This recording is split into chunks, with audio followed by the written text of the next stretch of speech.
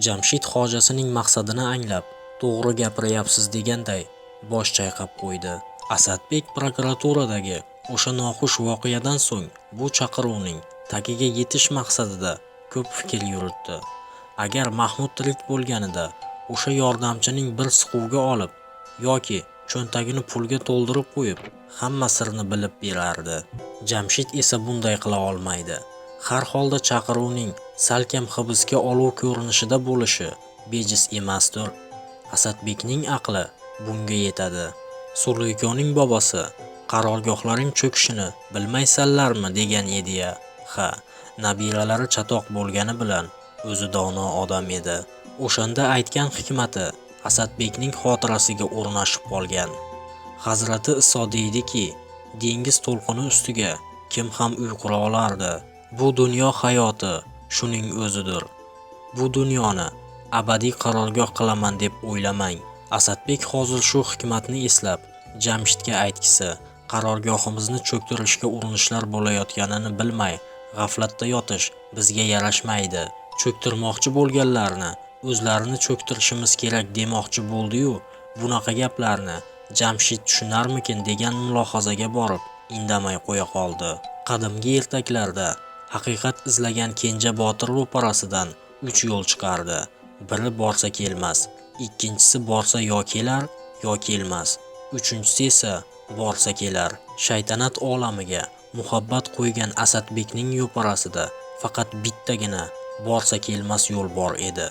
U buni bilardi. Moskvadagi so'nggi uchrashuvda Iliko orqada faqat o'lim bor deganida Asadbek o'ychan tarzda oldinda ham faqat o'lim bor degan edi.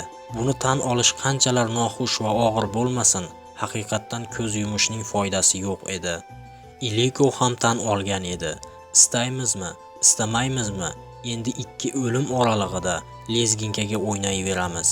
Asadbekning ta'nali gaplaridan keyin Manzura o'sha kunning ertasigayoq qizinikiga yo'l oldi. Gap faqat qizining o'jarligida bo'lsa, bunchalik shoshilmas edi.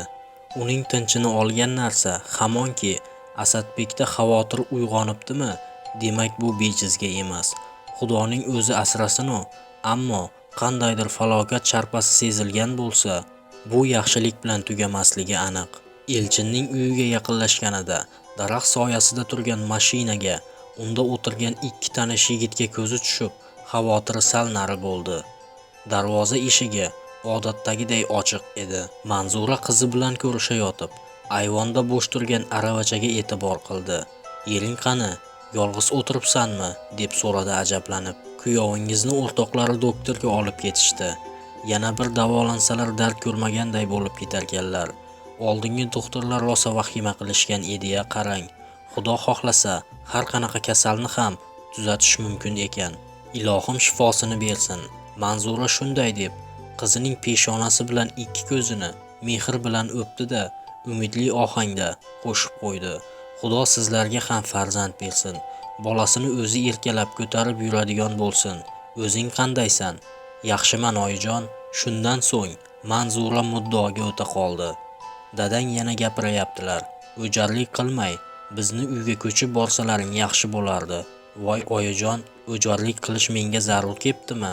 Kuyovingiz ichkiyo'likdan isnod qilayotganga o'xshaydilar. Agar ikkala akang bilan kelinoylaring bag'rimizda yashaganida uyalsa yarashardi. Endi sizlardan boshqa kimimiz bor? O'zing sekingina tushuntirsang bo'lardi. Dadang gapirsalar malol olishi mumkin." Zaynab onasiga achinish ko'zi bilan qaradi. Yolg'izlik otasiga nisbatan shu mushtipar onasini ko'proq azoblashini Zaynab bilmaydimi? Biladi. Ammo ikki o't orasida iztirob chekayotgan bu qiz bechora nima qilsin? Onasini dardini yengillata olmayotgan Zaynab hozir kesakpolvon aytgan Asadbekning qizi ko'rinishida emas, har qanday dardni sabr bilan yenga oluvchi ma'suma ayol qiyofasida edi. Zaynab onasidan nigohini olib qochib, siniq ovozda: "Xo'p, hali kelsalar yana bir aytib ko'raman" dedi. "Hech bo'lmasa o'zing borib tursang ham mayliydi", dedi Manzura ilojsiz odamning yalinish ovozida. "Qiziqsiz-a?" Zaynab onasiga yalt etib qaradi. "Bitta o'zlarini bu ahvolda qanday qilib tashlab ketaman? Bilib turibman, bu yerda senga qiyin. u yoqda bizga og'ir.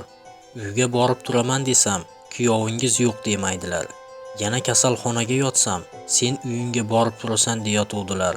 1-2 kun sabr qilib turing. Bechora Manzurada sabrdan o'zga yana chorasi bormi? Manzura qizini g'am ko'lmagiga botirib ketmaslik uchun dardini ichiga yutib, bu mavzuda boshqa gapirmadi. Ikki dardli yurak bir-birini avaylagan taqdirda ham qaysi biri o'z o'qi bilan qalb yarasini tilib o'tishi tabiiy.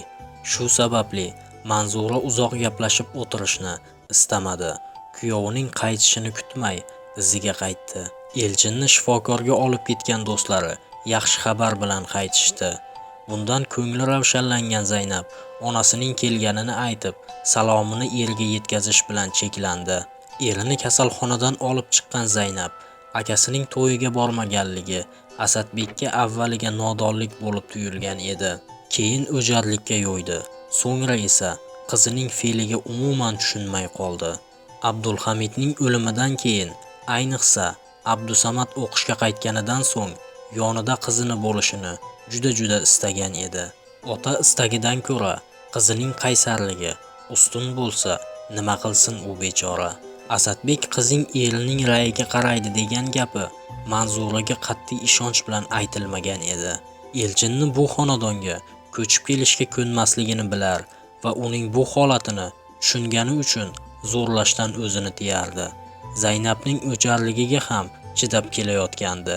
Lekin Zaynabning ota uyiga ko'chib kelmasligiga jiddiyroq sabab ham bor ediki, buni Asadbek ham, Manzura ham bilishsa-da sirtiga chiqarishmas edi.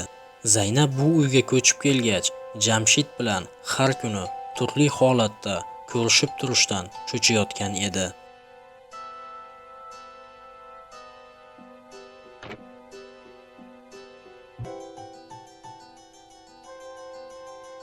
Do'stlar, ushbu videorolikni Telegram, WhatsApp va Imo saytlarida o'z do'stlaringiz bilan baham ko'rishni unutmang.